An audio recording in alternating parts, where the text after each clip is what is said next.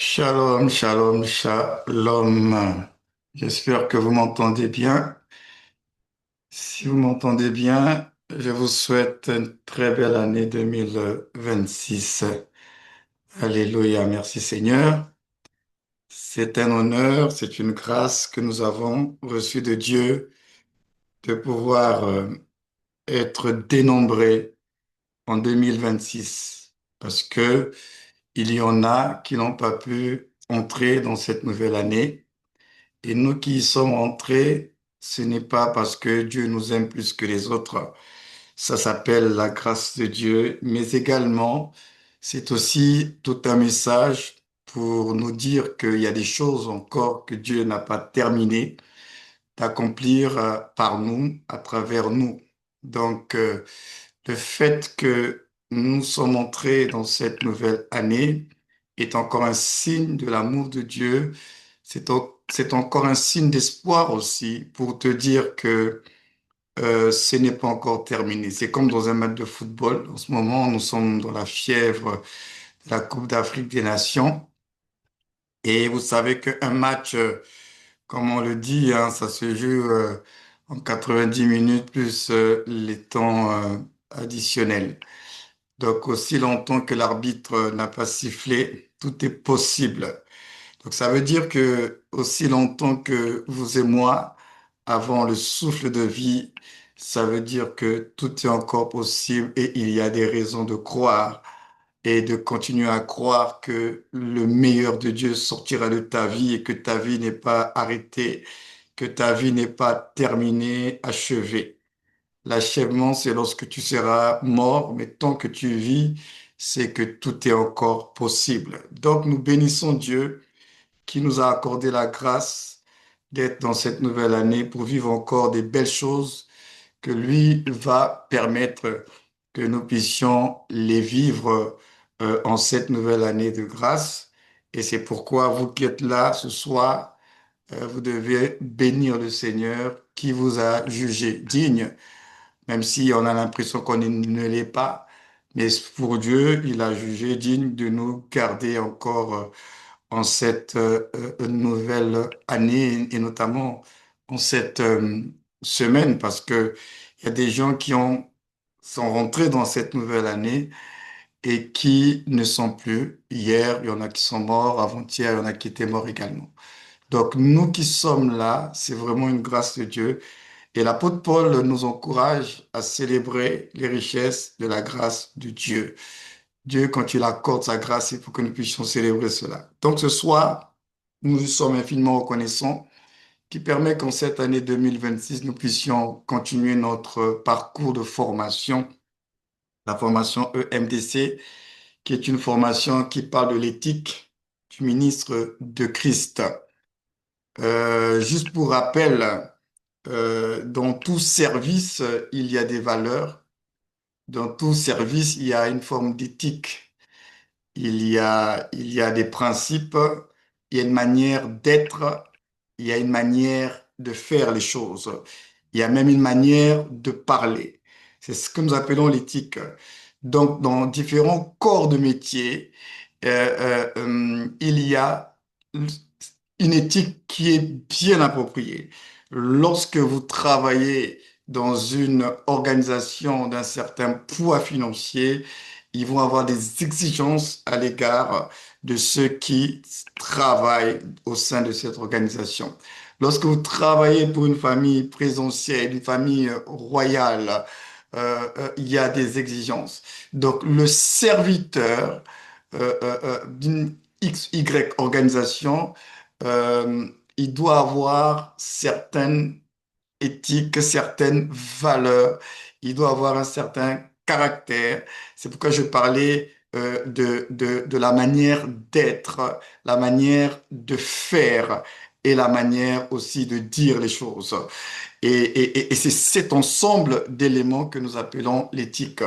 Et en tant que serviteurs de Dieu et de Christ, nous devons savoir également que le serviteur de Christ, il ne s'éduque pas lui-même. Le serviteur de Christ n'invente pas comment il va servir et avec quoi il va faire le service.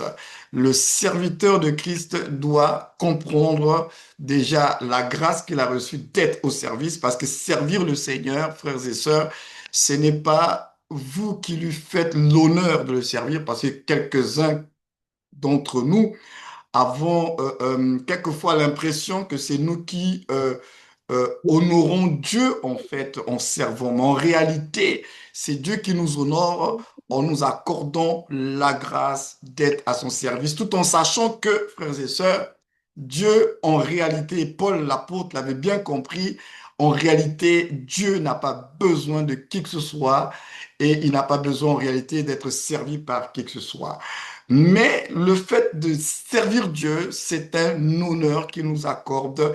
Il nous permet de participer dans un plan, dans un projet que lui, il a défini de toute éternité, mais qui en réalité, il peut l'accomplir sans toi et moi. Mais dans son amour et dans sa grâce infinie, il veut nous faire participer, il veut que nous puissions prendre part à son plaisir. Donc, il faut comprendre dès le départ que lorsque nous servons le Seigneur, ce n'est pas, c'est un abus de langage, hein. Même quand on dit qu'on va l'honorer par le service, c'est vraiment un abus de langage. Pourquoi? Parce que c'est Dieu qui nous honore. C'est Dieu qui nous accorde le privilège d'être à son service. Parce que vous savez, dans certaines structures de la vie, dans certaines organisations, comme on dit, on n'y entre pas comme ça. Il y a certaines organisations, certaines boîtes, certains postes de responsabilité, on vous dit qu'il faut connaître quelqu'un ou bien il faut avoir été coopté parce que ce n'est pas accessible à tout le monde. Donc, c'est pour vous dire que être au service de Dieu, être au service de Christ et du royaume de Dieu, c'est un honneur. Voilà pourquoi même lorsque nous avons cru au Seigneur, la Bible dit à ceux qui ont cru en son nom, hein, à ceux qui l'ont reçu, qui ont cru en son nom, on dit elle a donné le pouvoir. Alors dans d'autres versions de la Bible, on dit elle a donné le privilège de devenir enfant de Dieu. Enfant de Dieu, c'est un privilège qui nous est accordé lorsque nous plaçons notre foi en Christ crucifié, mort et ressuscité. Donc c'est important pour nous de le savoir que en tant que serviteur, on ne fait pas ce qu'on veut.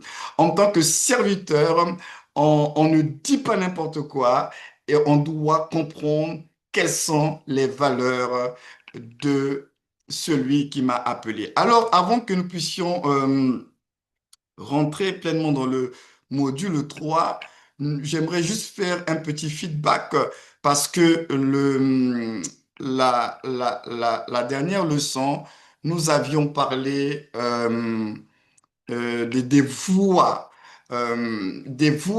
qui nous conduisent dans le ministère. Le ministère, c'est le service, hein, pour Dieu. Et parce que un serviteur ne fait pas, comme je le disais tout à l'heure, les choses comme il le veut. Quand je dis que je suis serviteur, ça veut dire que quelque part j'ai un maître. Et si j'ai un maître et que je suis serviteur d'un maître, ça veut donc dire aussi quelque part que je reçois des instructions. Parce que un serviteur ne fait pas ce qu'il veut. Lorsque vous embauchez une personne dans votre structure, dans votre entreprise, ou bien vous le faites venir travailler dans votre maison, cette personne que vous faites venir chez vous, elle doit recevoir de vous des instructions précises sur ce qu'elle doit faire dans votre maison ou dans votre organisation. Ce n'est pas elle qui arrive, qui dit que bon, je vais faire les choses à ma manière pour faire plaisir à mon patron. C'est là que vous comprendrez que dans cette affaire de servir Dieu, ce n'est pas une question de faire plaisir à Dieu. Parce que beaucoup de personnes aujourd'hui font des choses pour faire plaisir à Dieu. Bon, je fais ça, ça sera pour la gloire de Dieu. Mais la vérité, c'est que Dieu se suffit à lui-même. Dieu trouve son plaisir qu'en lui-même et dans les choses que lui-même il veut. C'est pas parce que tu fais une bonne chose qu'elle va faire plaisir à Dieu. Et ça, c'est très important. C'est pourquoi nous avions vu que on peut faire des œuvres pour Dieu, mais sans que ce soit des œuvres selon Dieu. Donc, c'est très important pour nous de comprendre. Ce n'est pas une affaire de faire des choses pour Dieu. Dieu n'est pas là comme s'il est en manque de quelque chose, comme s'il quémande quelque chose pour que on dise de toutes les façons, je l'ai fait, Dieu il est content. Dieu est un Dieu qui se suffit à lui-même. Il se comble lui-même et il se satisfait que par lui-même. Il sait ce qui va le satisfaire. Donc ça veut dire que pour satisfaire Dieu, il faut recevoir de Dieu. Il faut recevoir la pensée de Dieu pour capter ce qui lui plaît. Ce n'est pas ce que moi j'estime être bon pour Dieu qui sera bon pour Dieu. Ce qui est bon pour Dieu, c'est ce que Dieu va te communiquer. Il va te donner une inspiration qui correspond à son besoin. Donc c'est très important, les amis, de comprendre que le serviteur, il sert selon la voix du maître. Et la voix de Dieu, la dernière fois, c'était la dernière chose que nous avions partagée. Elle doit nous conduire à manifester ce que j'appelle quatre états d'esprit. Parce que quand nous sommes conduits par la voix de Dieu, dans cette direction, ça doit produire en nous quelque chose. De toutes les façons, la parole de Dieu est une semence. Et nous sommes censés être la terre qui va favoriser justement la manifestation du fruit de cette semence-là. Donc ce n'est pas possible d'être un homme, une femme qui écoute Dieu et avoir une vie stérile et qui ne porte aucun fruit. Si nous prenons le temps d'écouter Dieu au quotidien, ça veut dire que nous sommes exposés à la semence. Et si nous sommes exposés à la semence est une semence de vie. Donc si nous sommes exposés à la semence et que nous sommes la bonne matrice qui reçoit cette semence, alors la vie de Dieu sera manifestée à travers notre vie. C'est pourquoi je disais que la voix de Dieu nous conduit à manifester quatre états d'esprit. Ce n'est pas possible. Tu peux pas dire que tu es un serviteur de Dieu, tu es un ministre de Dieu, que tu écoutes la voix de Dieu et ces quatre états d'esprit-là ne sont pas visibles dans ta vie. Et si ces quatre états d'esprit-là ne sont pas visibles dans ta vie, ne sont pas réels dans ta vie, il faut te poser la question, tu es exposé à quelle voix? C'est quelle voix que tu écoutes? Parce que si c'est réellement la voix de Dieu et si tu es aussi quelqu'un qui est disposé à recevoir de Dieu, alors ça doit produire ces quatre états d'esprit. Ces quatre états d'esprit, nous avons l'habitude d'en parler, mais c'est fondamental. Ces quatre états d'esprit, nous parlons de reconnaissance, d'obéissance, d'intégrité, de sainteté. Premier état d'esprit, c'est l'esprit de reconnaissance. J'insiste souvent là-dessus. Pourquoi? Parce que l'esprit de reconnaissance nous expose à la grâce de Dieu. Elle nous permet d'apprécier la grâce de Dieu. Elle nous permet de réaliser que ce que j'ai reçu, c'est une grâce de Dieu, selon ce qui est écrit.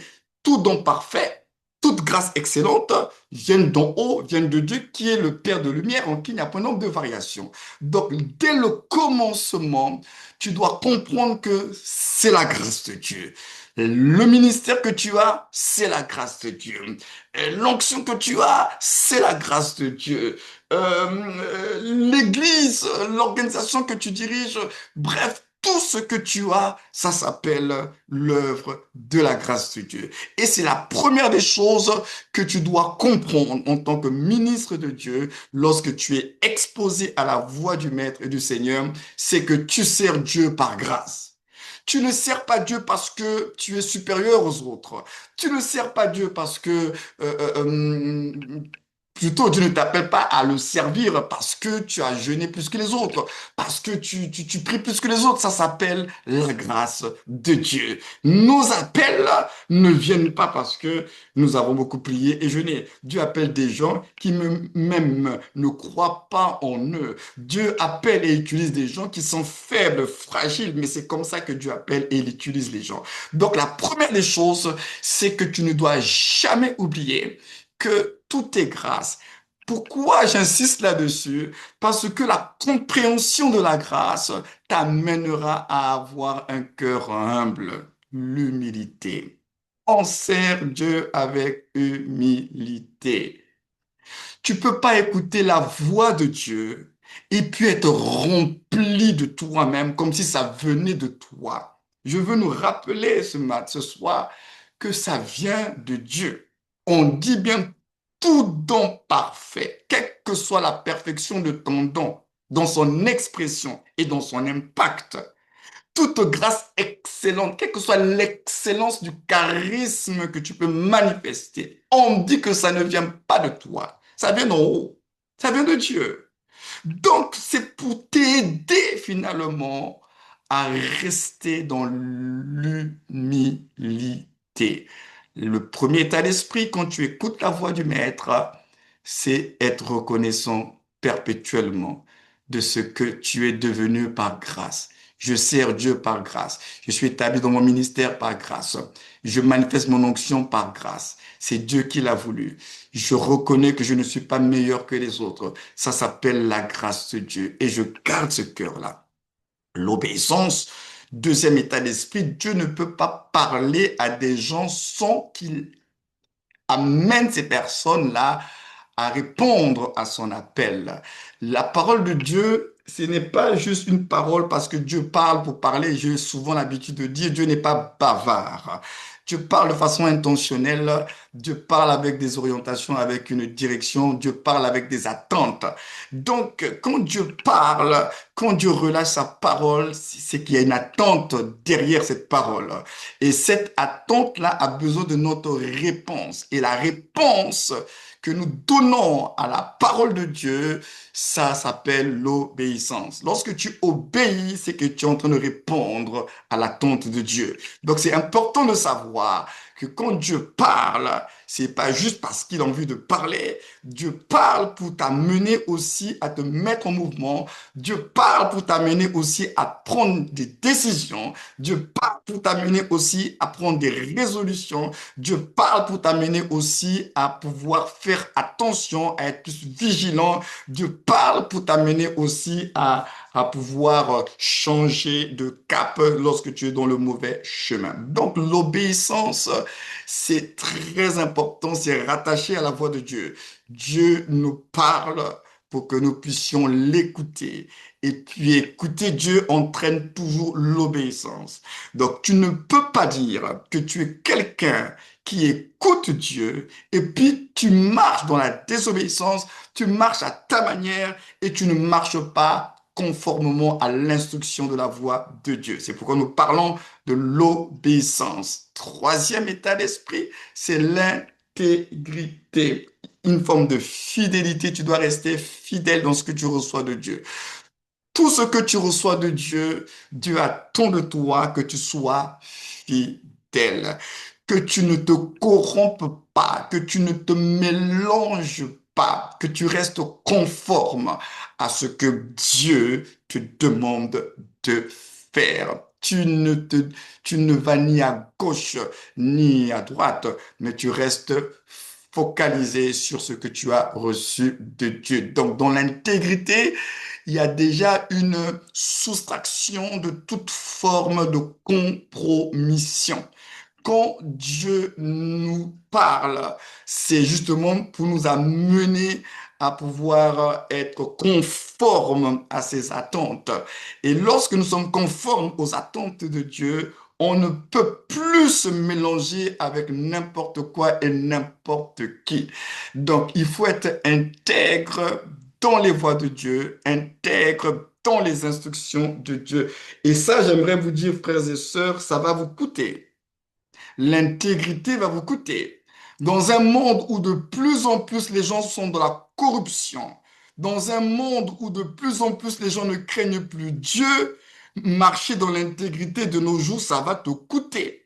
Ça va te coûter parce qu'on va se dire, mais lui, il se prend pour qui? Il veut montrer quoi? Et c'est ça qui est assez étonnant. C'est qu'aujourd'hui, lorsque vous trouvez une personne qui veut marcher dans l'obéissance à Dieu, au lieu que les autres se réjouissent et que cette personne soit un sujet d'encouragement pour les autres, il y a toujours ce truc-là, mais lui, il veut montrer quoi? Elle se prend pour qui? Il veut... Non, mais non.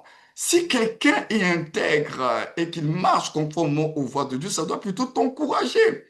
Rapproche-toi de cette personne. Comment tu fais? Aide-moi, soutiens-moi. Mais aujourd'hui, c'est comme si On veut tous être des faibles. On veut tous être des personnes corrompues. On veut tous être pareils.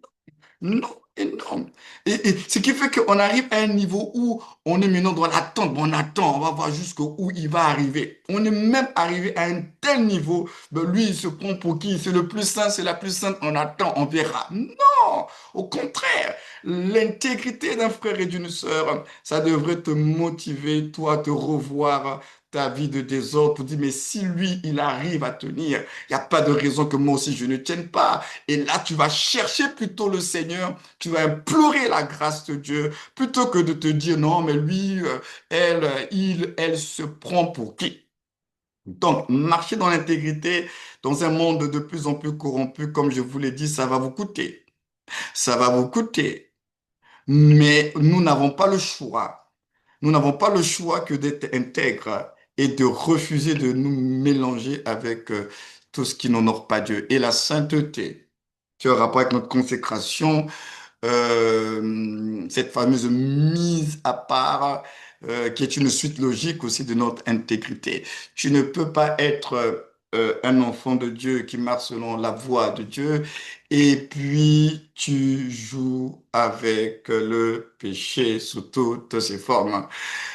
Tu joues avec ta consécration. Non, non, non. Tu dois comprendre que la parole de Dieu nous sanctifie. Plus tu écoutes la parole de Dieu, plus elle te poussera à te séparer de tout ce qui n'honore pas Dieu, à tout ce qui n'est pas conforme à Dieu. Pourquoi? Parce que la parole de Dieu est comme le miroir qui te rappelle ou bien qui te révèle ton identité. Sachant que, je vous l'ai toujours dit, je veux le répéter pour ceux qui m'ont jamais entendu le dire, la sainteté est un état. La sanctification, c'est un résultat. Donc, vous devez comprendre que je ne me sanctifie pas pour être, je suis, c'est pourquoi je me sanctifie. Donc, vous devez comprendre que la différence entre l'état et le résultat.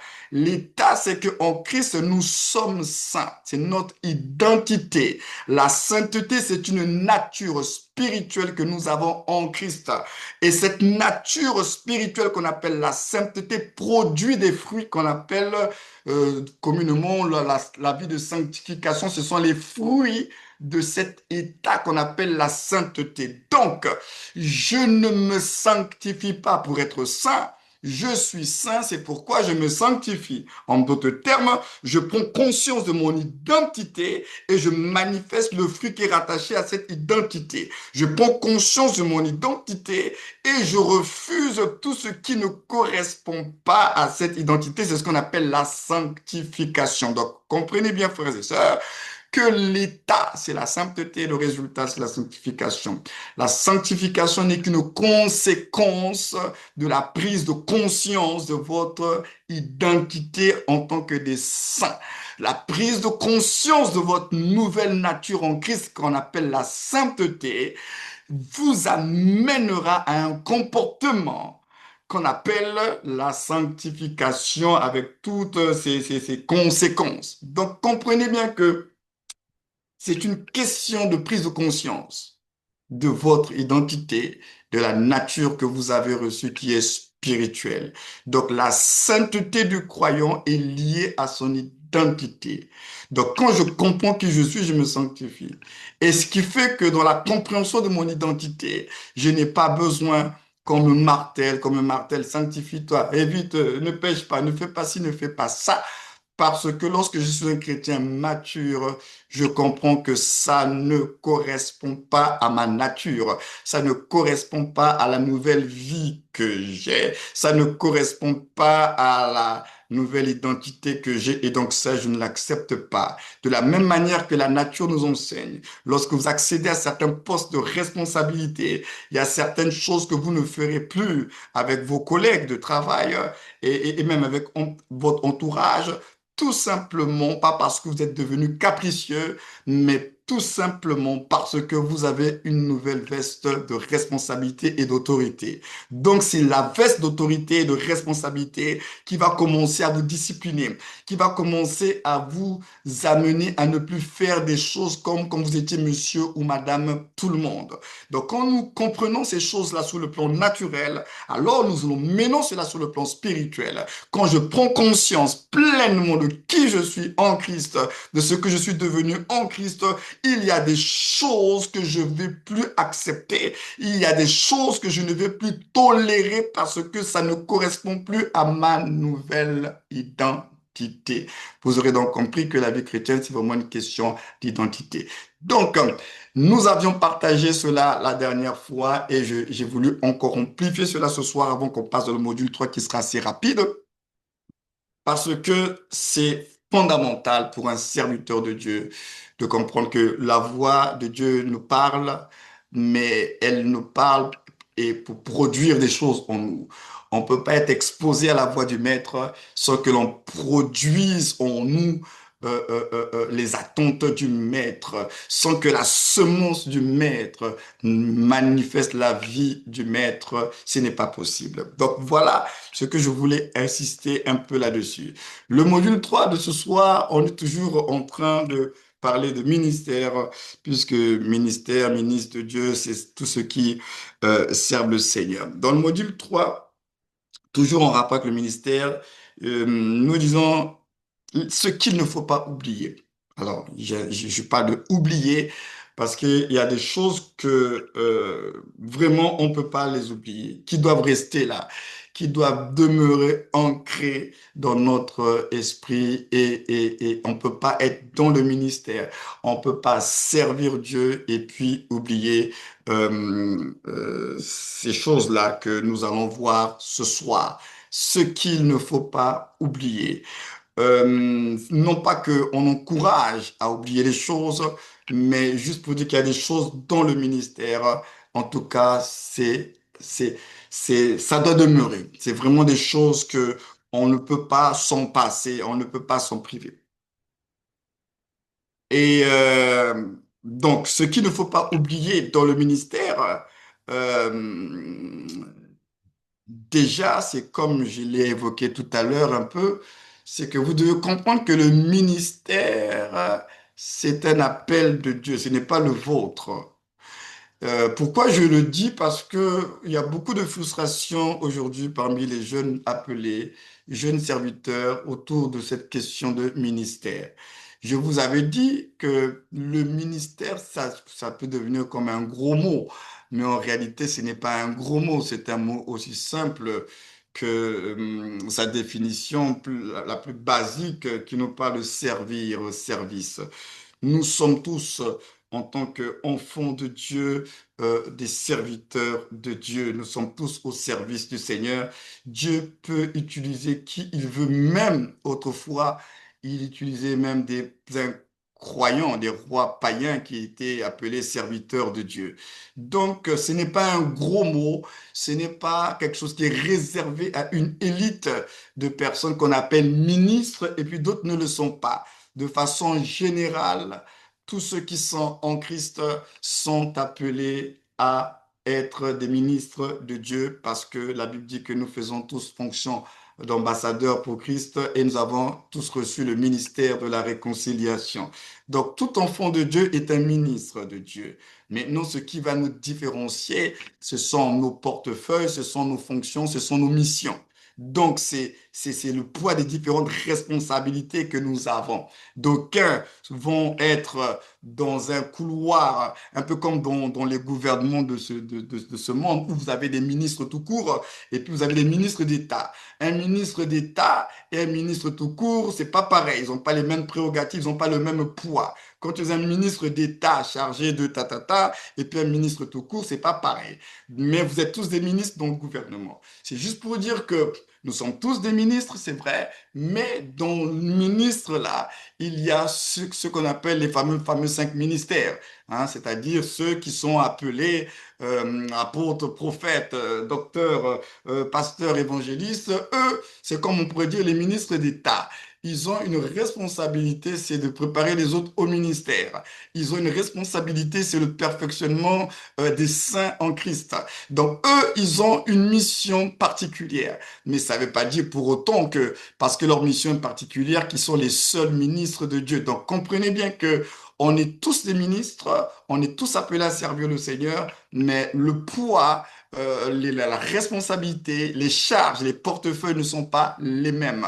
Il y en a qui vont avoir des responsabilités plus importantes que d'autres, parce que c'est Dieu dans sa grâce, c'est ce qu'il a voulu. Donc ça, c'est important de le savoir. Et que le ministère, c'est un appel de Dieu. C'est Dieu qui nous appelle à son service. Tout à l'heure, je voulais évoquer, en réalité, Dieu n'a pas besoin d'être servi par quoi que ce soit, mais par qui que ce soit. L'apôtre Paul, dans Actes 17, lorsqu'il se retrouve un peu devant ces Athéniens, il évoque cela. Il dit que le Dieu qui a créé les cieux et la terre, en réalité, il n'a pas besoin d'être servi par qui que ce soit. Et c'est vrai. Mais servir Dieu, c'est une grâce. Servir Dieu, c'est un appel. Donc c'est pourquoi je vous disais tout à l'heure que ce n'est pas nous qui l'honorons par le service, c'est lui qui nous honore, c'est pourquoi il nous appelle. Son appel, c'est déjà un honneur qui nous appelle. Parce que aujourd'hui, si une personne hautement placée vous appelez sur votre téléphone ce soir, vous serez tellement touché, vous dites, mais un tel m'a appelé personnellement et vous serez dans tous vos états parce que vous aurez l'impression, mais je ne suis pas digne, mais comment il a eu mon numéro de téléphone et puis c'est lui-même qui m'a appelé, il n'est pas passé par son protocole.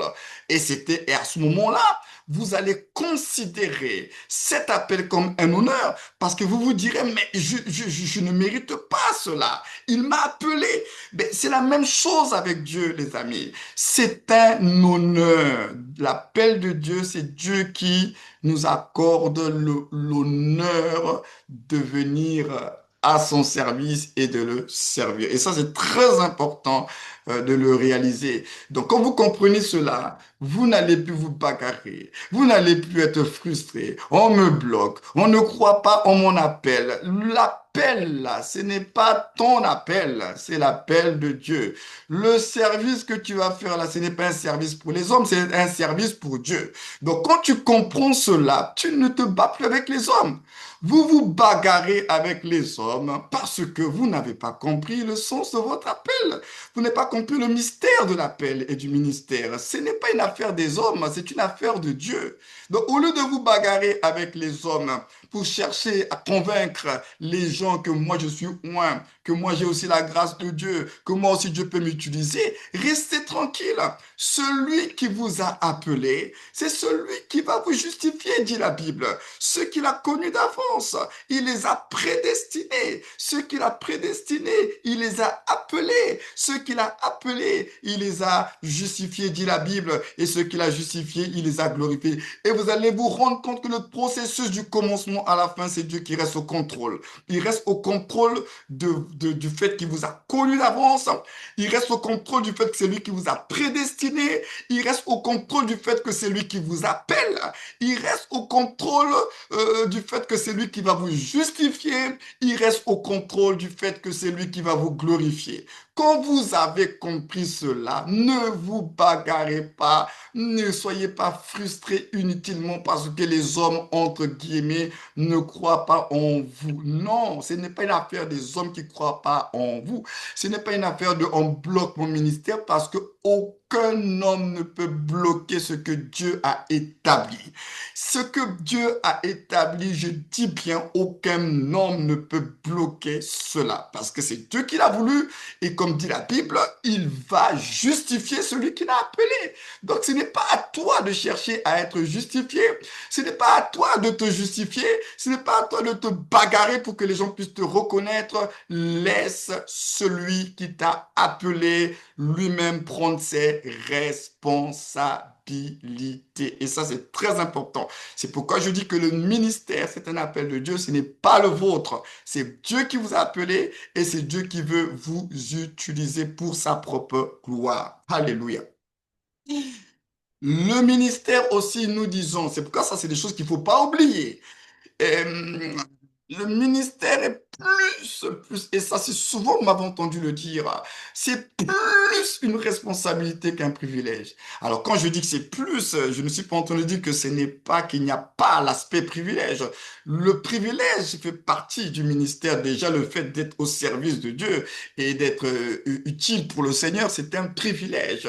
Mais au-delà du privilège, nous devons comprendre et ne jamais oublier que le ministère, c'est d'abord une question de responsabilité, les amis. C'est une responsabilité. C'est le poids de la responsabilité qui est supérieur au poids du privilège.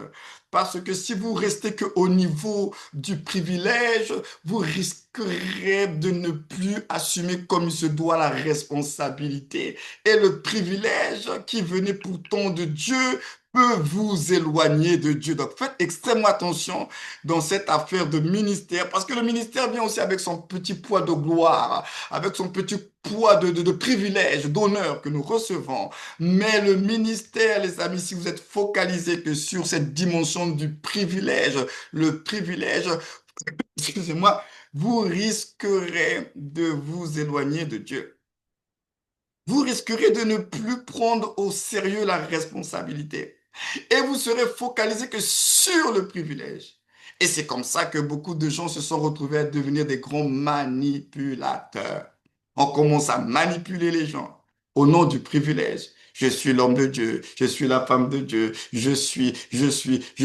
Vous devez, il n'y a que moi et moi. Et tellement nous serons focalisés sur le privilège, nous allons oublier que au lieu d'être serviteurs, on devient nous maintenant des grands patrons. Et on oublie qu'il faut servir. On oublie qu'il faut servir. Le privilège est très sensible. Parce que si tu es trop focalisé sur le privilège, tu vas oublier que tu es un serviteur. Et tu voudras qu'on te serve, toi. Tu vas oublier que c'est toi qui dois servir. Donc, quand tu es trop focalisé sur le privilège qui est lié à ton appel au ministère, je le répète, tu risques d'oublier que tu es un serviteur. Tu vas l'oublier. Et beaucoup, malheureusement, à cause des privilèges, ont cessé d'avoir un cœur de serviteur pour les autres. Beaucoup, à cause du privilège, ont voulu maintenant aussi prendre la gloire pour eux. Parce que je suis aussi quelqu'un. Je suis aussi un petit Dieu, donc on doit me servir. Frères et sœurs, j'aimerais vous dire que pour le moment, le temps des récompenses n'est pas encore arrivé. Nous sommes en train de travailler encore jusqu'à ce que le maître revienne. Mais pendant que nous travaillons, qu'est-ce que Dieu y fait? Il nous fait des clins d'œil. Il nous encourage pendant le service sur la terre. Mais ne confondez pas les clins d'œil de Dieu, les encouragements de Dieu avec les récompenses de Dieu. Nous ne sommes pas encore arrivés au temps des récompenses. Le temps des récompenses est au tribunal de Christ. Quand Christ reviendra au tribunal de Christ, nous serons récompensés et couronnés. Mais sur la terre, on n'est pas encore dans la saison des récompenses pour commencer déjà à chercher déjà des récompenses, des récompenses. Pendant que nous sommes sur la terre, Jésus disait quoi? Mon Père travaille et jusqu'à présent, moi aussi, je travaille. Nous sommes en train de travailler. Mais dans le travail, Dieu nous encourage. Il nous ouvre des portes. Il nous accorde des opportunités. Il nous bénit matériellement. Il nous bénit financièrement. Mais ça, vous devez comprendre, ce ne sont pas des récompenses. Il va le faire parce qu'il doit encourager son serviteur. Il doit le faire parce qu'il doit vous rassurer que je suis avec vous. Mais ce n'est pas le temps des récompenses. Bon, malheureusement, beaucoup de gens aujourd'hui sont en train de chercher déjà les récompenses sur la terre, alors que ce n'est pas le temps des récompenses. C'est quand Jésus reviendra que nous serons récompensés au tribunal de Christ. Que le nom du Seigneur soit béni. Donc comprenez que le ministère est plus que le privilège, c'est d'abord une question de responsabilité. Comprenez aussi que le ministère n'est pas, c'est pourquoi je dis que ce sont des choses qu'il ne faut pas oublier, hein. Vous qui voulez servir le Seigneur, là, le ministère n'est pas une fin en soi. Malheureusement, aujourd'hui, on a l'impression que être dans le ministère, dans un quelconque ministère, devient comme un, un plan de carrière, une fin de carrière, c'est-à-dire que comme un achèvement. Il y a des gens qui n'attendent que ça. C'est comme si le fait que je sois, entre guillemets, officiellement reconnu dans un quelconque ministère ou bien opérant dans un quelconque ministère, c'est comme si je suis parvenu. Non, le ministère n'est pas une fin en soi. Ça n'a jamais été une fin. Jamais, jamais, jamais. Donc, ne vous dites pas qu'avant j'étais un simple frère, une simple sœur. Maintenant, je suis dans le ministère, je sers le Seigneur. Ça y est, j'ai accompli ma destinée. La destinée, attention, ne confondez pas votre destinée avec le ministère. Le ministère n'est pas votre destinée. Votre destinée est beaucoup plus grand que le ministère. Ce que nous faisons dans le ministère est passager, mais votre destinée vous accompagne dans l'éternité. Donc, il y a des choses que vous devez comprendre. Les titres et les fonctions que nous avons dans le cadre du ministère sont temporaires. C'est pour le temps du voyage, du pèlerinage, pendant que nous sommes encore sur terre. Parce que lorsque Jésus reviendra et lorsque nous serons dans la gloire du Père, il n'y aura pas de pasteur, d'apôtre, de prophète, de docteur au ciel. On n'aura pas besoin de faire des miracles, de guérir les gens, de prophétiser. Ces choses, dit la Bible, s'arrêteront. Mais nous serons dans la gloire éternelle en tant que des enfants de Dieu auprès de Papa. Donc comprenez que ce fameux ministère où on est en guerre les uns contre les autres là, ce sont des choses qui vont rester, qui vont s'arrêter, qui sont liées à la terre et aux missions sur la terre. Mais notre destinée est beaucoup plus grande que le ministère tel que nous le concevons aujourd'hui. Donc, ne confondez pas les choses, ne mélangez pas les pinceaux. Le ministère, ce n'est pas votre destinée. Le ministère fait partie de votre destinée, mais le ministère n'est pas votre destinée. Voilà pourquoi nous disons que le ministère n'est pas une fin en soi. Non, non, non. Parce que pour être, tu n'as pas besoin du ministère. N'oubliez pas que c'est l'être qui précède toute chose. C'est le fameux je suis. Ton être ne bougera pas. Ce que tu fais est variable, mais ce que tu es est invariable. Ce que tu fais s'arrêtera, mais ce que tu es en Christ t'accompagnera dans l'éternité. C'est pourquoi je dis que l'être est invariable et puis le faire est variable. Le ministère nous amène à faire les choses, mais ce que nous sommes, c'est ce qui reste. Et c'est ce qui va nous accompagner avec Dieu dans la gloire éternelle. Donc c'est important pour nous de ne pas confondre les choses. Le ministère n'est pas une fin en soi. Ça peut être une étape, ça peut être un moyen, mais ce n'est pas votre destinée. Un ministère aussi, dans le même ordre d'idée, ce n'est pas le but. Le but, ce n'est pas le ministère, hein. C'est un moyen plutôt pour atteindre le but de Dieu. Donc, en nous équipant, en nous accordant l'onction, en nous accordant des charismes, Dieu le fait pour que nous soyons des instruments pour le révéler lui, pour le manifester lui. Donc, ce n'est pas une fin. Ce n'est que le moyen pour révéler Dieu, révéler les desseins de Dieu, révéler les attentes de Dieu. Donc le ministère n'est pas le but, ce n'est pas la finalité, mais c'est un moyen pour atteindre le but de Dieu. Parce que Dieu, pour atteindre ses objectifs, il va te oindre. Dieu, pour atteindre ses objectifs, il va peut-être t'accorder certaines grâces, certaines faveurs, t'équiper d'une certaine façon, te donner certains avantages matériels, te donner certains avantages financiers, parce que Dieu a un but qu'il poursuit derrière cela. Donc comprenez que le ministère n'est pas un but, c'est le moyen. C'est le moyen pour atteindre le but de Dieu. Et ça, j'ai suffisamment partagé là-dessus. Ce que nous ne devons pas aussi oublier, c'est que le modèle de tout ministère, parce que on ne peut pas inventer les choses. Je vous ai dit que le ministère, c'est le ministère de Dieu et l'appel, c'est l'appel de Dieu. On n'invente pas le service. Le service que nous faisons, c'est par rapport à un besoin que Dieu lui-même, il a identifié et que Dieu lui-même veut régler. Donc, il y a rien de toi dans tout ça. Tout est une affaire de Dieu qui a identifié le besoin et que lui-même, il a pourvu à la solution du besoin identifié. Donc, la manière de faire les choses, la manière d'agir, Dieu a déjà prévu comment les choses doivent se faire. Donc, ce n'est pas à toi d'inventer la formule pour pouvoir satisfaire Dieu ou atteindre les objectifs de Dieu. Tu n'inventes rien du tout. C'est pourquoi nous disons que le modèle de tout ministère, c'est le modèle de Jésus-Christ et qui s'est poursuivi avec ses apôtres. C'est-à-dire qu'à un moment donné dans le parcours et dans la marche, lorsque nous n'arrivons plus quand il y a une forme de confusion qui est là, c'est souvent important de revenir tout simplement à Jésus-Christ et aux apôtres de Jésus.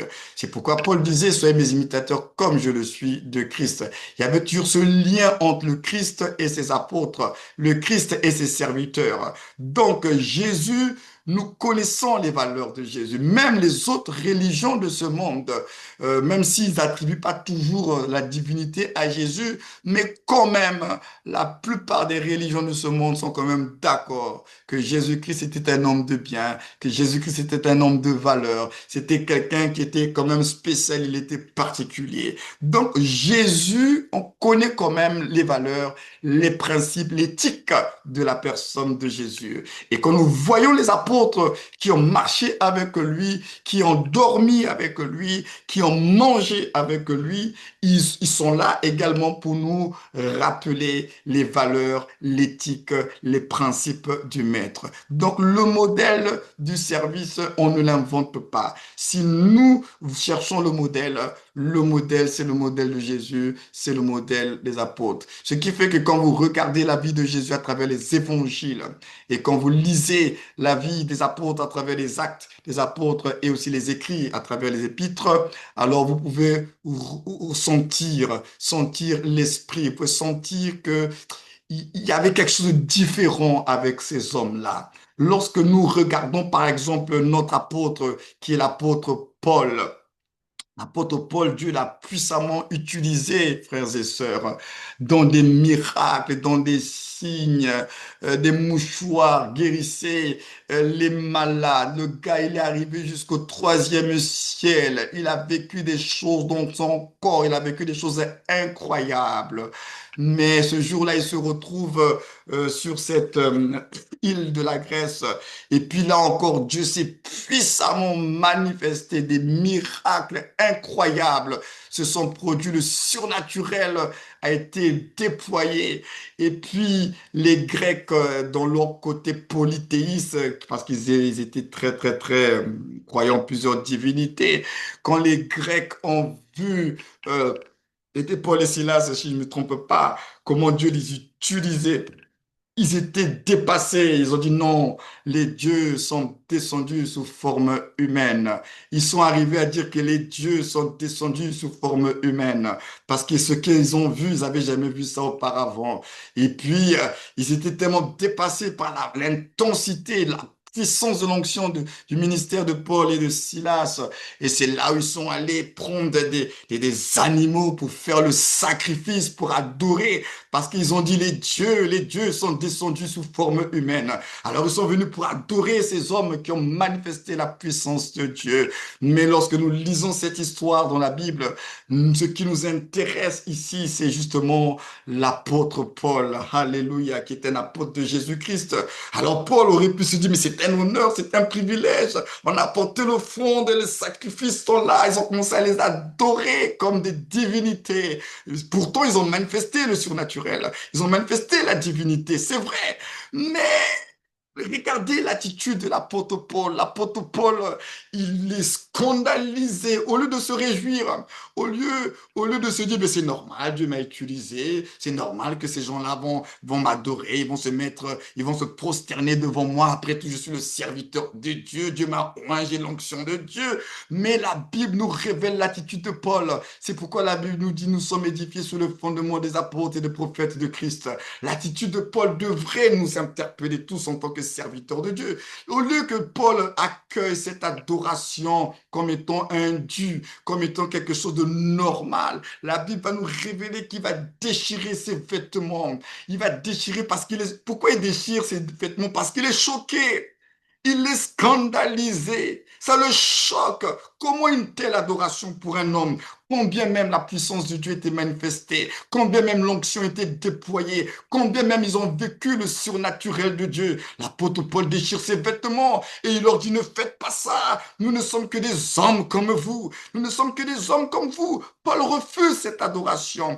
Paul dit non, non, ce n'est pas moi, c'est Dieu. Donc il ramène la gloire à Dieu et il refuse cette gloire des hommes parce qu'il avait compris.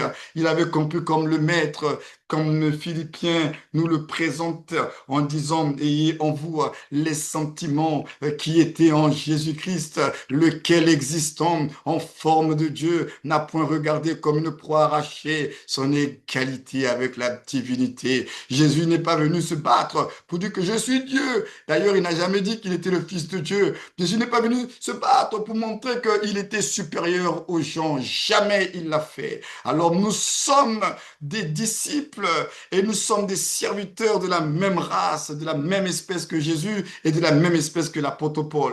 Alors normalement, quelle que soit la puissance de nos ministères et l'onction que nous pouvons déployer dans nos ministères, l'attitude, le modèle à avoir, ce n'est pas d'accueillir cette adoration des hommes, mais bien au contraire, c'est de rappeler aux hommes, c'est vrai que la puissance de Dieu se manifeste à travers nos vies, mais ce n'est pas nous.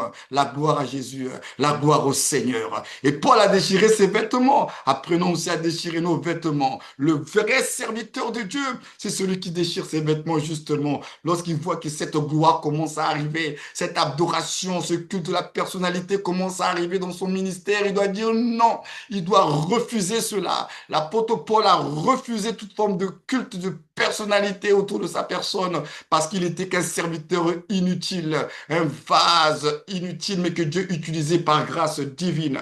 Alors oui, nous avons le modèle. On ne fabrique plus le modèle. Ça sert à rien de chercher un modèle à droite et à gauche. Le modèle par excellence, c'est Jésus. Le modèle, ce sont les apôtres de Jésus. Alors, si nous comprenons ces choses-là, frères et sœurs, on ne va plus se bagarrer pour n'importe quoi à cause des privilèges. L'apôtre Paul a dit, nous ne sommes que des hommes comme vous. Ah, combien de serviteurs et de servantes de Dieu, comment Dieu vous utilise. Pourrez-vous encore avoir cette humilité de dire, ce n'est pas moi, c'est lui. Ce n'est pas moi. C'est lui qui fait l'œuvre à travers moi. Ne m'adorez pas. Ne me célébrez pas de cette façon. Je n'en ai pas besoin. Je ne suis qu'un serviteur. Je ne suis même pas encore au temps de la récompense. Ma récompense viendra au tribunal de Christ. Pour le moment, je travaille encore sur la terre des hommes. Combien d'entre nous sommes capables de pouvoir refuser cette adoration, mais beaucoup l'ont déjà accepté, cette adoration. Beaucoup l'ont déjà accepté au nom de leur onction, au nom de leur responsabilité. Paul, l'apôtre Paul, a refusé cela. Il dit non. Il a déchiré ses vêtements. Pourtant, il aurait pu se dire, c'est normal. C'est normal, je suis serviteur de Dieu, c'est Dieu. C'est Dieu qui me permet. C'est la gloire de Dieu, on va faire comment? Non. L'apôtre Paul, par cet acte, il nous a donné un puissant message, un puissant enseignement. Quelle que soit la manière dont vous allez être utilisé par Dieu, rendez toujours à Dieu ce qui est à Dieu. Comme on a dit, rendez à César ce qui est à César et rendez à Dieu ce qui est à Dieu. La gloire de votre onction, c'est la gloire de Dieu. Ce n'est pas pour vous. Parce que si vous basculez dans ce culte de la personnalité-là, votre cœur va monter, il va s'élever. Et là, demandez à Lucifer, et s'il a le courage, il vous dira ce qui lui est arrivé. Parce qu'il était tellement l'astre brillant, plein de gloire, porteur de lumière. Mais son cœur s'est élevé. Et quand le cœur de Lucifer s'est élevé, il a commencé à regarder à ses capacités, à son rayonnement et à sa gloire. Alors il a convoité le trône de Dieu. Alors il n'a plus voulu rendre toute la gloire à Dieu. Et à cause de cela, il était précipité. C'est pourquoi je disais tout à l'heure, le privilège du ministère, c'est bien, mais attention parce que si le cœur, nos dispositions intérieures ne sont pas bonnes, ces privilèges-là vont nous amener à une chute, parce que dit la Bible, l'orgueil d'un homme précède la chute. L'orgueil d'un homme précède la chute.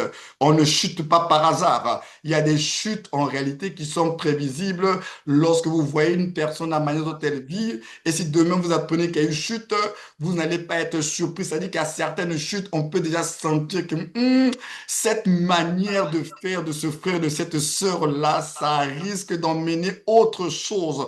Parce que l'orgueil précède la chute et Dieu résiste aux orgueilleux.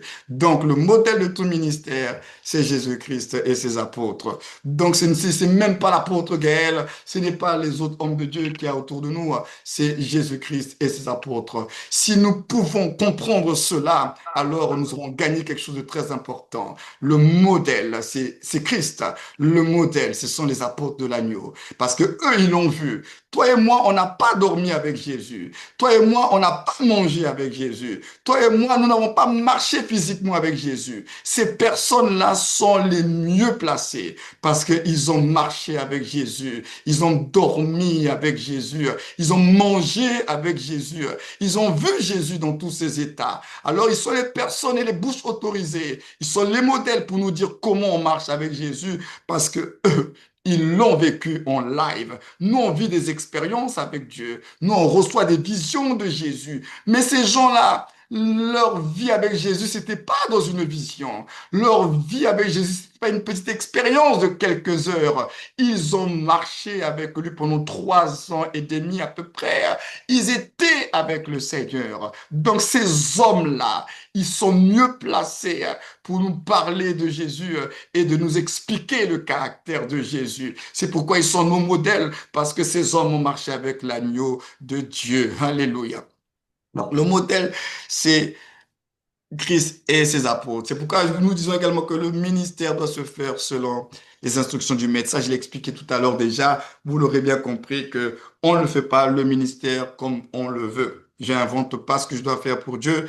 Je dois avoir reçu l'instruction. Je dois avoir reçu une parole de Dieu. Je dois avoir reçu une direction de Dieu.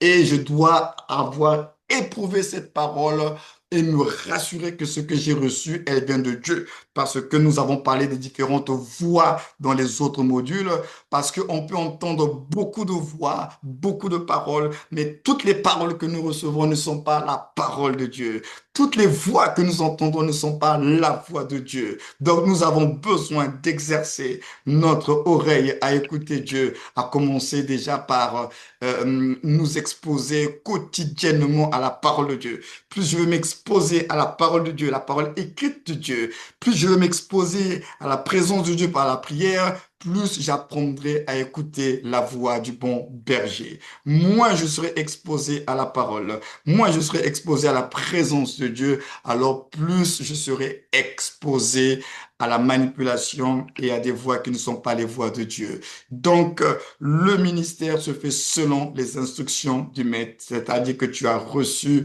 une parole claire de Dieu, tu es convaincu à 1000% que la parole que tu as reçue, elle vient de Dieu, c'est vraiment Dieu. C'est une parole que toi-même tu as éprouvée. Tu as éprouvé la parole, tu n'as pas dit Amen avec précipitation, mais tu as reçu une parole et toi-même tu l'as éprouvée dans la prière, méditation, et après tu en es arrivé à la conclusion que c'est réellement Dieu qui t'avait parlé. Alléluia. À ce moment-là, tu vas suivre la parole que tu as reçue de Dieu qui sera accompagnée par le sceau intérieur du Saint-Esprit, par la paix intérieure du Saint-Esprit.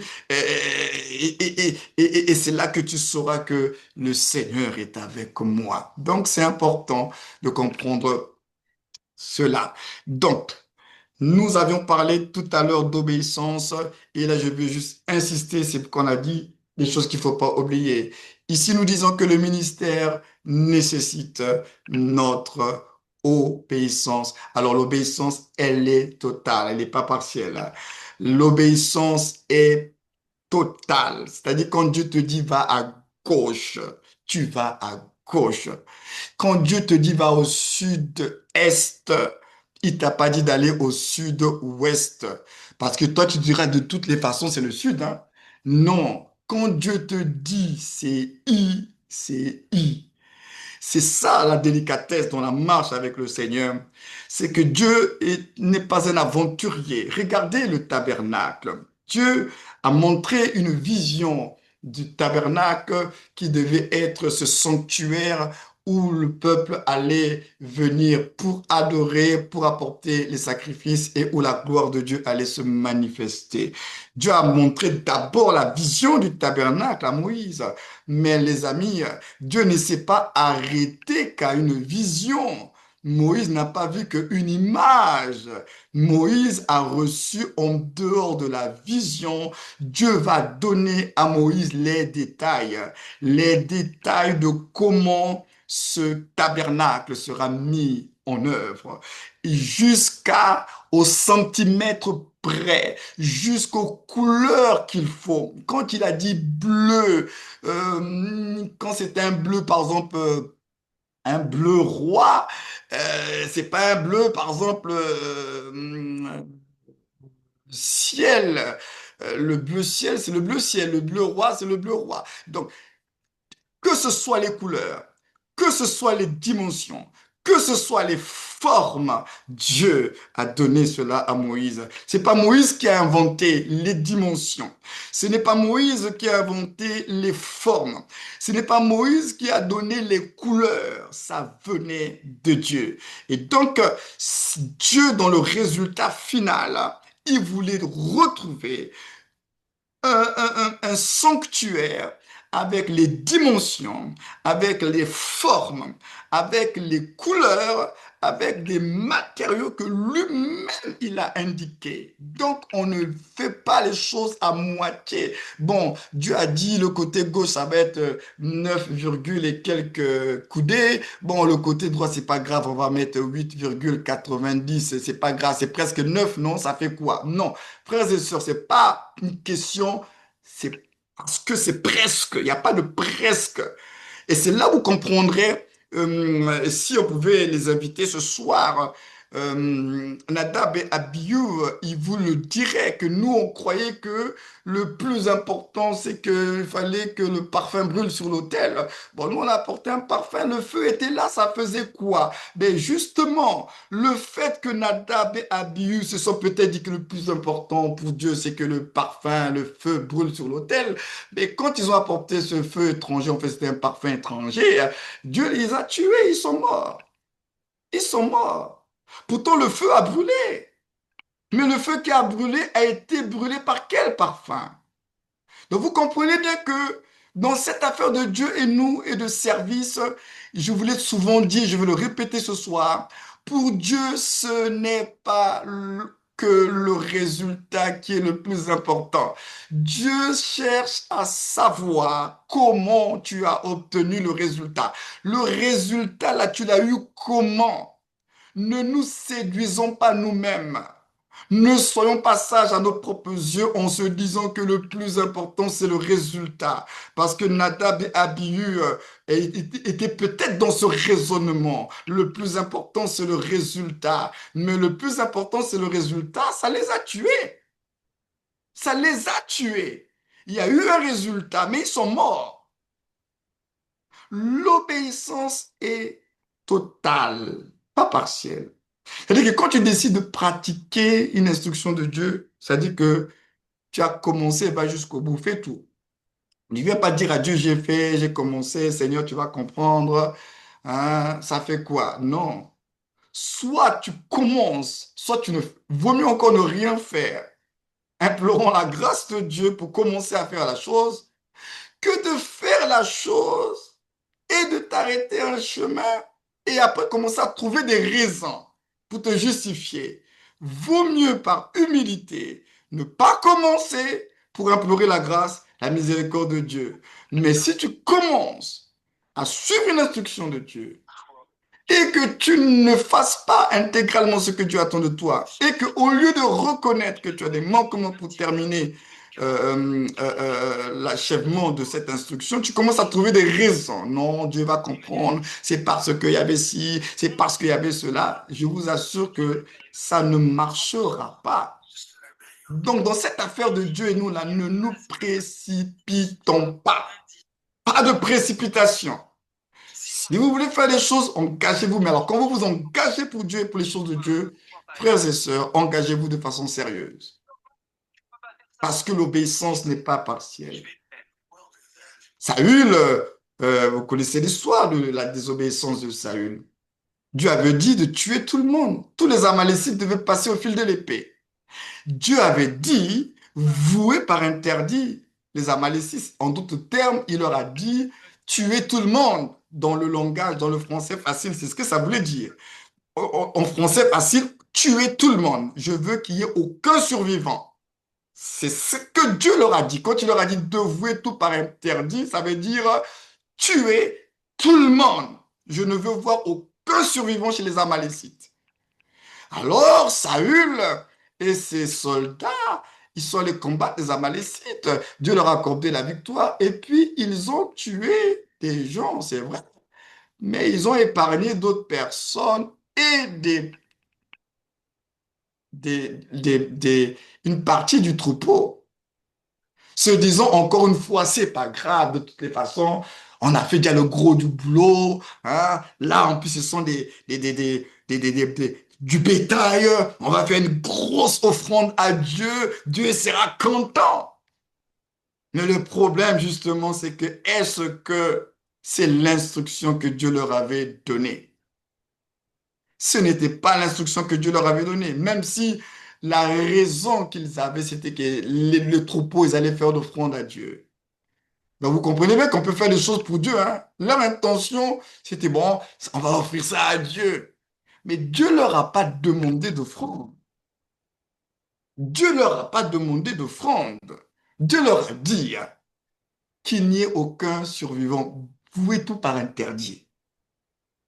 Et c'est là que vous allez voir que souvent, quand Dieu nous parle, c'est pour pouvoir tester notre obéissance et notre fidélité. Quelquefois, la chose même qu'il demande, il n'en a pas besoin.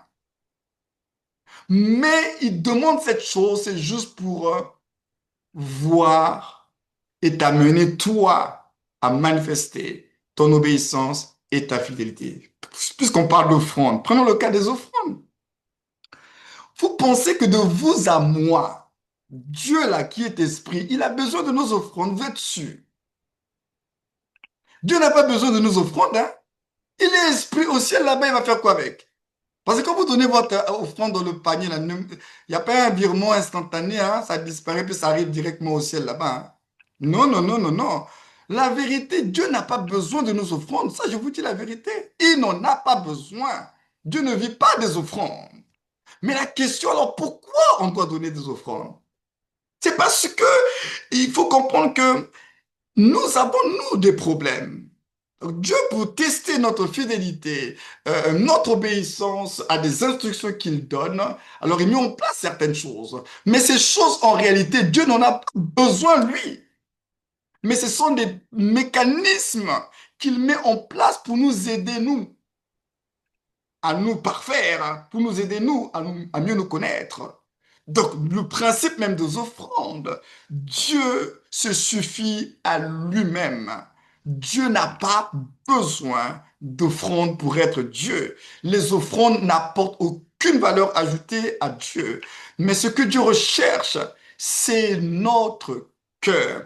Ce que Dieu recherche, ce sont les dispositions de notre cœur. Ce que Dieu recherche, c'est la place qu'il occupe dans notre vie. Et donc, par le moyen du mécanisme qu'on appelle les offrandes, Dieu veut voir quelle place, parce que le discours, c'est bien beau, mais il faut démontrer ce que nous disons.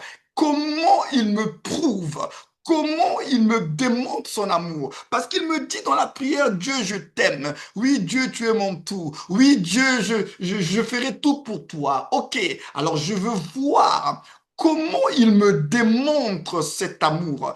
Comment il me démontre sa fidélité? Comment il me démontre son obéissance? Alors, je mets en place des mécanismes qui vont l'aider pour la démonstration de sa foi. Je vais mettre en place des mécanismes qui vont l'aider à mieux se connaître. Voilà pourquoi il y a ces mécanismes d'offrande et tout ça là dans nos églises. Mais la vérité première, je dis bien la vérité première, c'est que Dieu n'a pas besoin de nos offrandes, il ne vit pas des offrandes.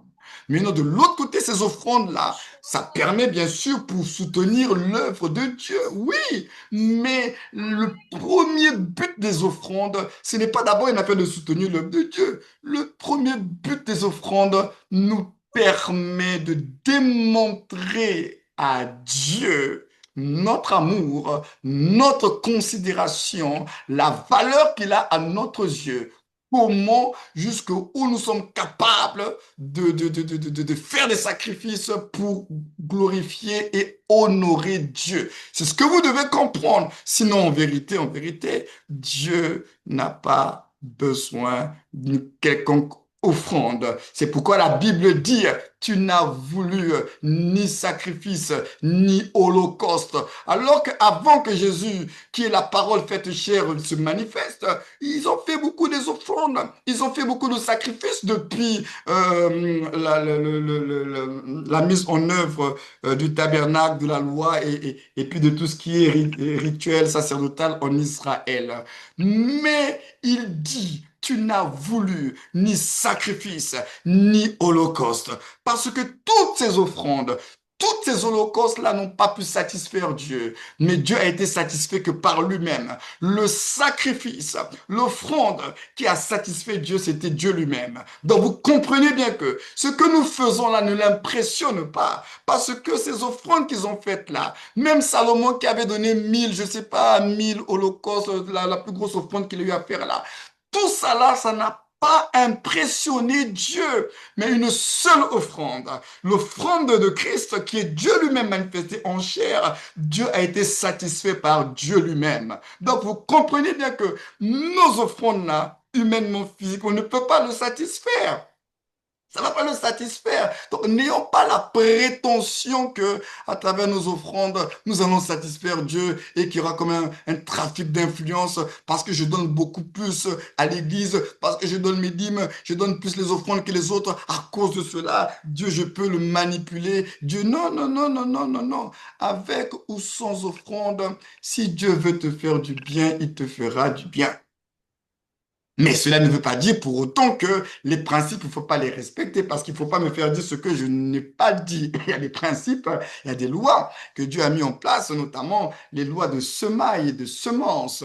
Ce sont des lois qui sont universelles. Ces lois-là, que tu sois chrétien ou pas chrétien, tu moissonnes ce que tu sèmes. Si tu veux moissonner plus, il faut semer plus. Ce sont des lois, ce sont des principes universels qui sont rattachés aussi à la prospérité d'une personne. Donc ça, ce sont des principes de Dieu qui sont, je dis bien, universels, qui ne sont pas que réservés aux chrétiens. Un païen, lorsqu'il est dans le principe de la semence, il va moissonner ce qu'il a semé. Ce sont des principes spirituels.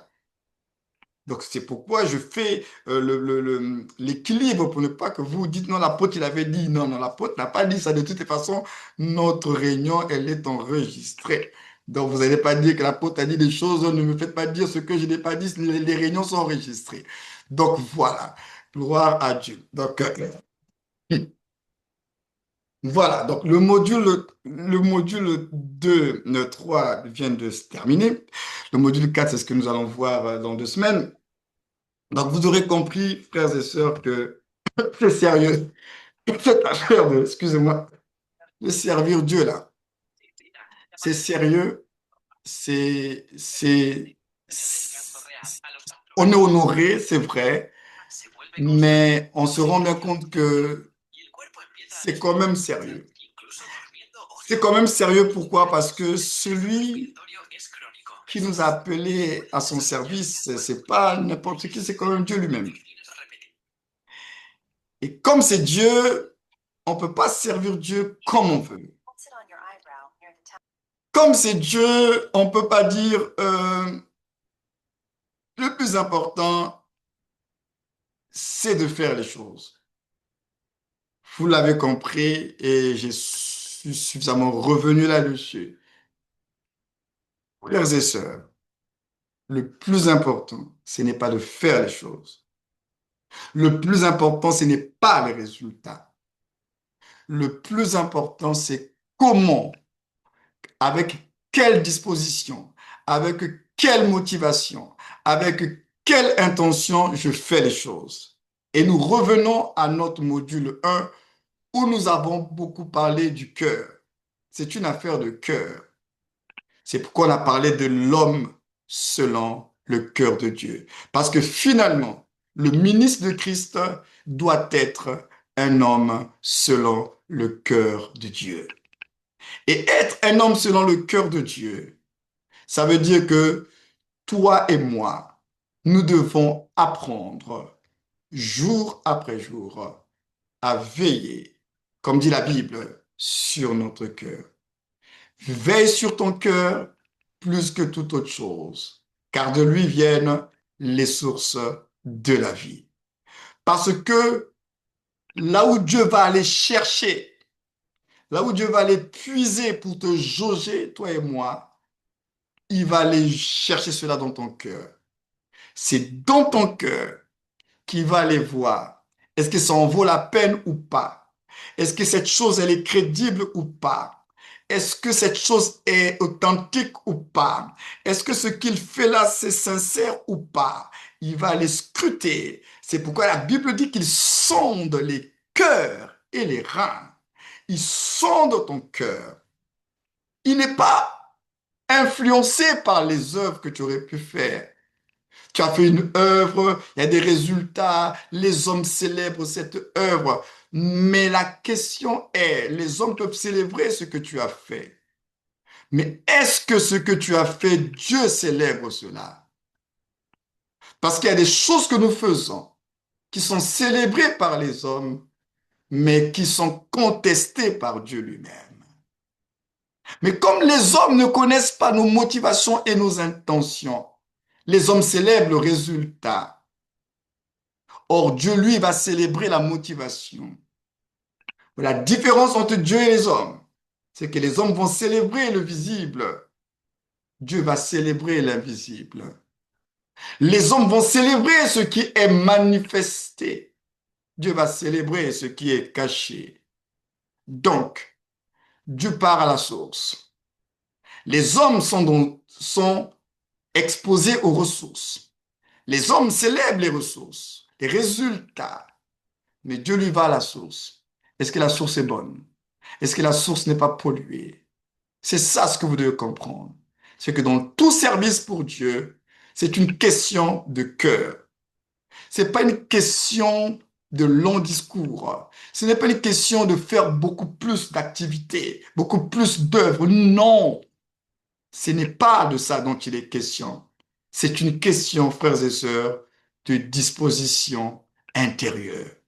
Dieu est plus intéressé par nos dispositions intérieures que par nos œuvres extérieures.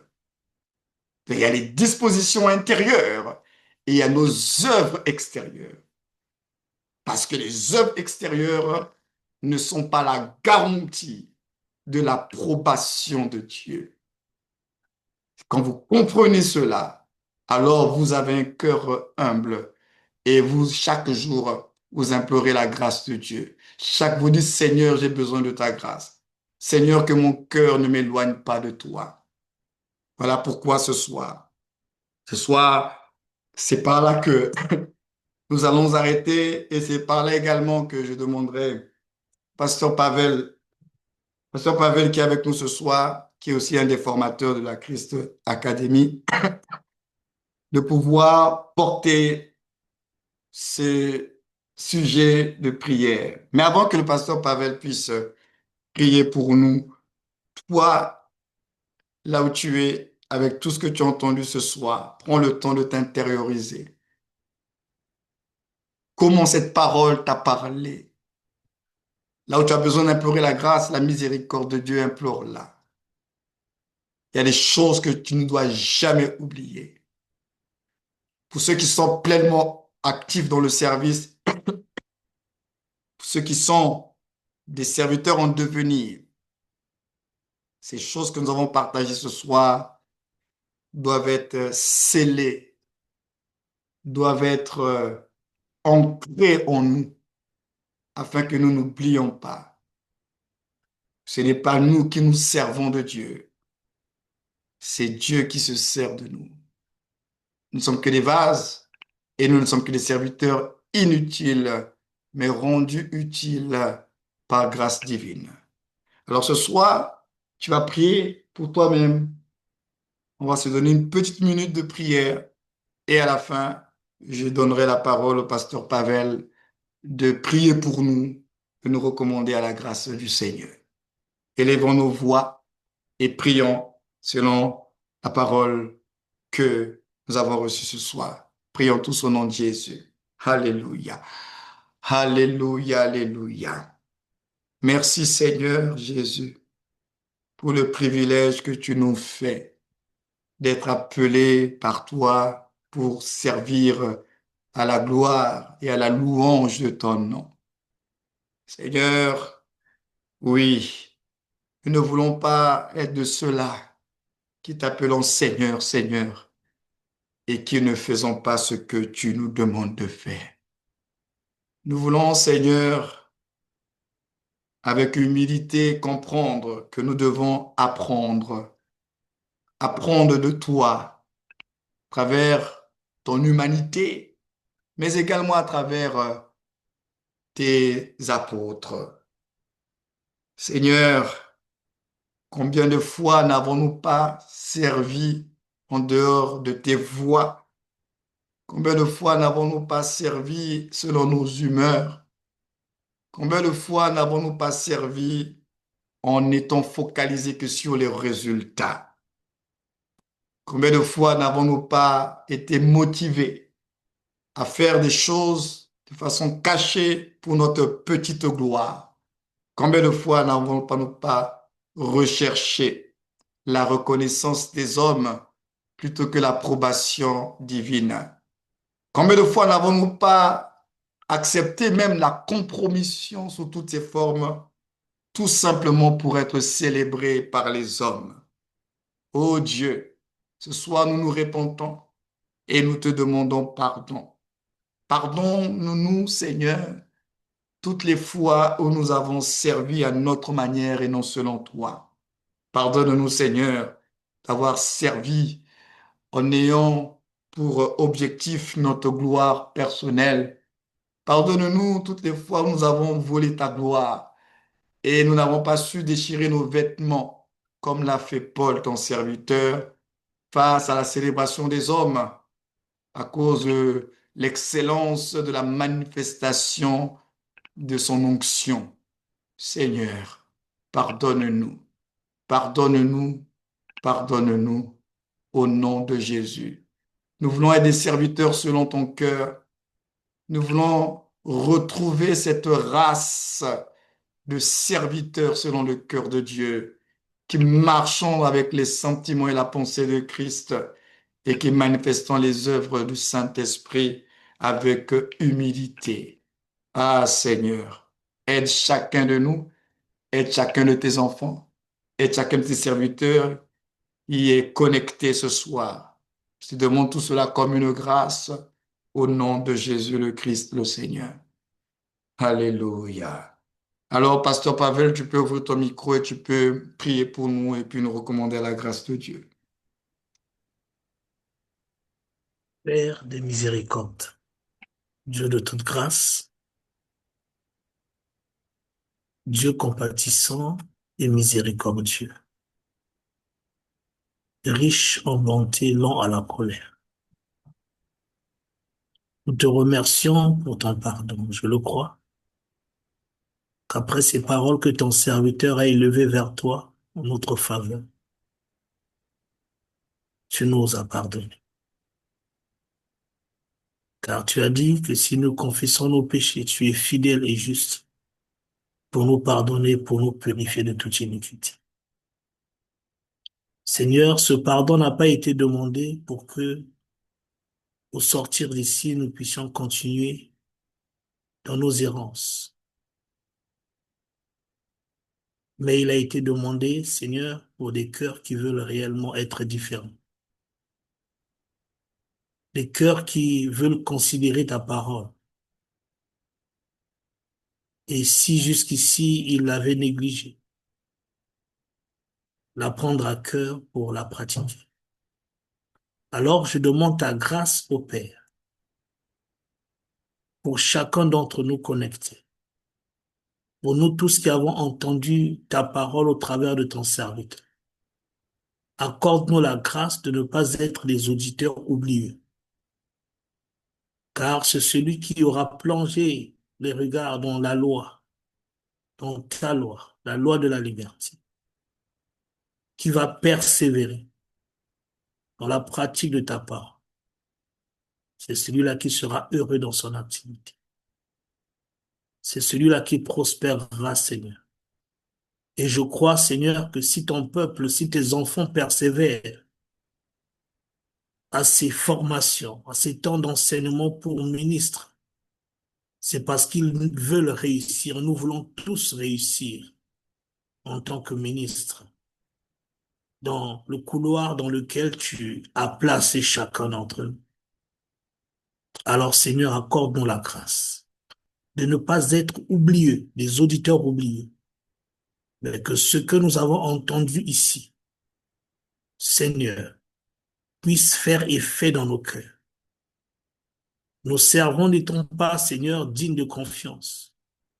Nous nous confions en ton esprit, de qui Jésus, tu as dit, il vous rappellera ce que je vous ai enseigné. Que ton esprit nous rappelle ce que tu as dit ici. Beaucoup de choses ont été dites, mais qu'à chaque moment favorable, chaque circonstance, qu'il nous rappelle ce que tu as dit ici, et que la grâce nous soit accordée, Seigneur, d'obéir et de pratiquer ce que nous avons entendu.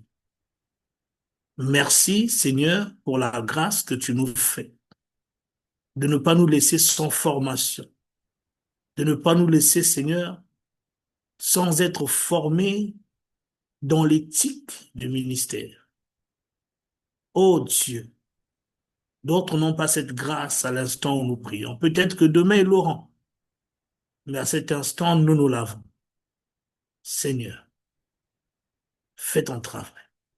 Je veux me confier au nom de tous en ta parole qui déclare que ta parole ne retourne pas à toi sans avoir accompli ton dessein ni exécuté ta volonté.